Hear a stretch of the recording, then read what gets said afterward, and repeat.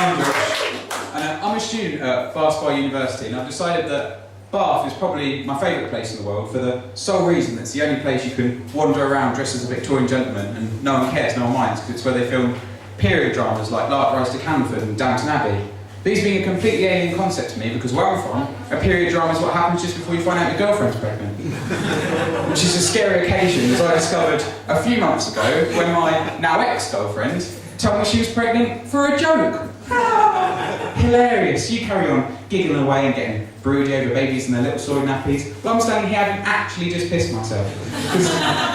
So that's a terrifying thought to having a child, and that's terrifying because I group babies into the same space in my head as lions and tigers. Nice to see one every now and again, but you don't want one of your own. And people say stupid things about kids as well, and I hate that. Like, I've got 2 new baby cousins, Jack and Rebecca. Lovely, love them to bits, but I hate all the bullshit that people spout about them. Like, oh, doesn't he love his new dungarees? No, he doesn't. He couldn't give a fuck what he's wearing as long as he's not pulling his own poo. And my all-time favourite, I just know she's going to be the bossy one. How was she born with a little Hitler moustache? I think she just said, my dada. Sorry, I'm probably. Sounded a lot like mine Führer. The next word's master race, you'll look fucking trouble. Maybe read her a little bit of Marx before bedtime to balance out the whole fascist thing. No one ever gets that joke, but I like it. I'm leaving it in there.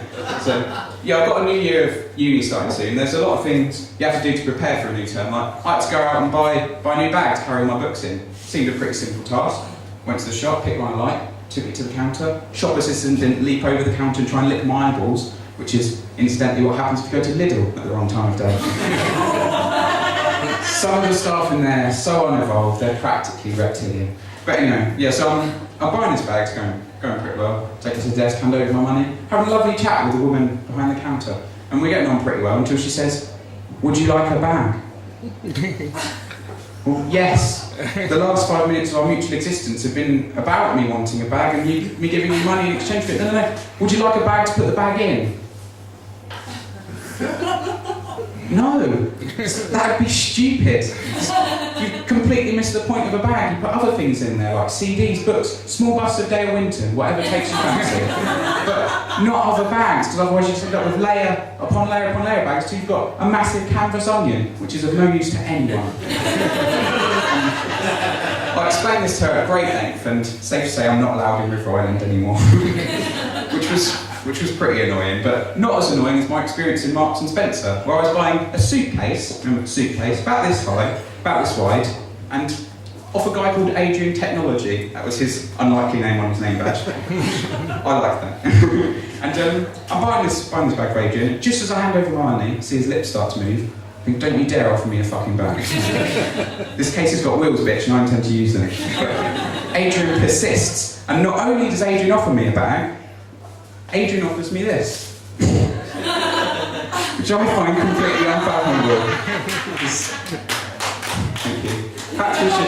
Perhaps we should go to Nero, Adrian, Starbucks, Costa, whatever. I'll buy you a cappuccino. And for 10 minutes, Adrian, you can explain to me exactly what this is going to achieve. So that suitcase is not going in there.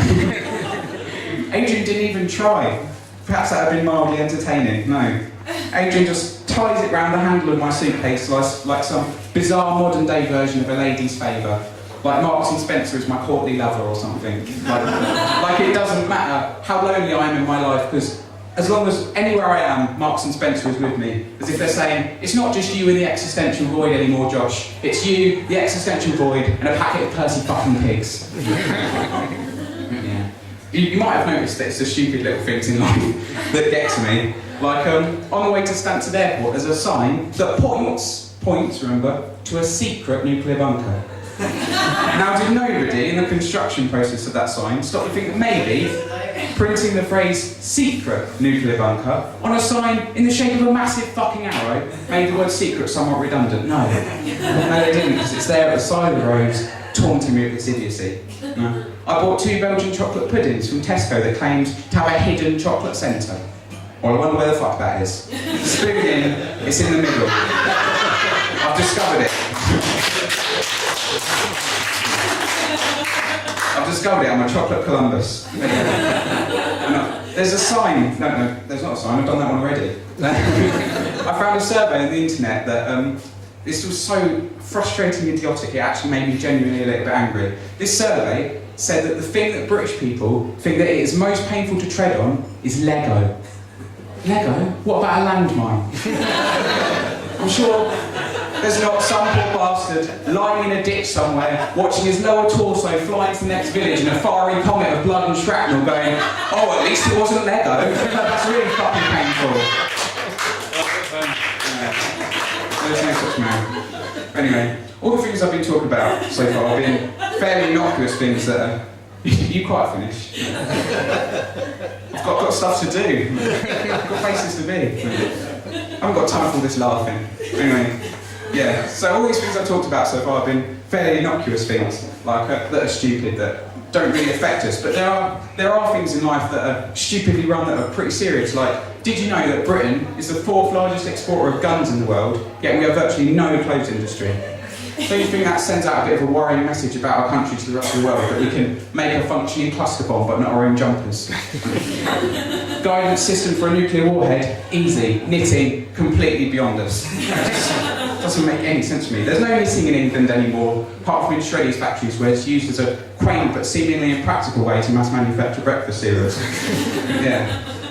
And the argument the government uses to defend arms dealing is that, oh, it's all right, it creates jobs for British people. All right then, it's fine for 100,000 Africans to die, is it? As long as we keep 6,000 people in a factory in Brighton. Sorry about your husbands, wives and children, Africa, but Terry couldn't bear to sit in and watch Antiques Roadshow for another afternoon. The example of Carol's Feed for there, ladies and gentlemen, where one man's hatred of Fiona Bruce and 18th century pottery indirectly starts an African war. And yeah, and the other argument they use is that, oh, it's all right, it makes us money. Oh, fine, if we're going to profit from people's deaths, why stop there?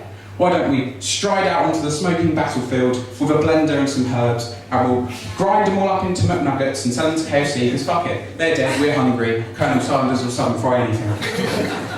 So, I know this is a bit close to the wire, it's satire, I don't mean it. Yeah. And maybe we should pull the hair off their heads and stuff cushions with it. Perhaps we should pull the teeth out their mouths and stuff them into the faces of gappy celebrities for astronomical prices and turn the job of identifying a body at a private jet crash site into a large and complicated game of Guess Who. Did the victim have ginger hair? No. Oh. Did the victim have a beard at all? No. Oh. Did the victim have a large bullet wound about their person anywhere? Oh no! It's David Beckham, fuck it, he's no good at football anymore, we'll chuck him in the blender as well.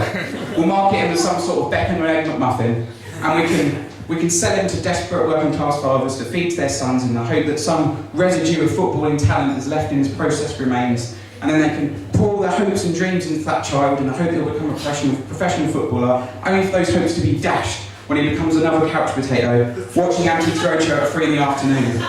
An example of Carol's Feed for there, ladies and gentlemen, where an African war indirectly causes one man's hatred of Fiona Bruce and 18th century pottery. And that's it from me, thank you.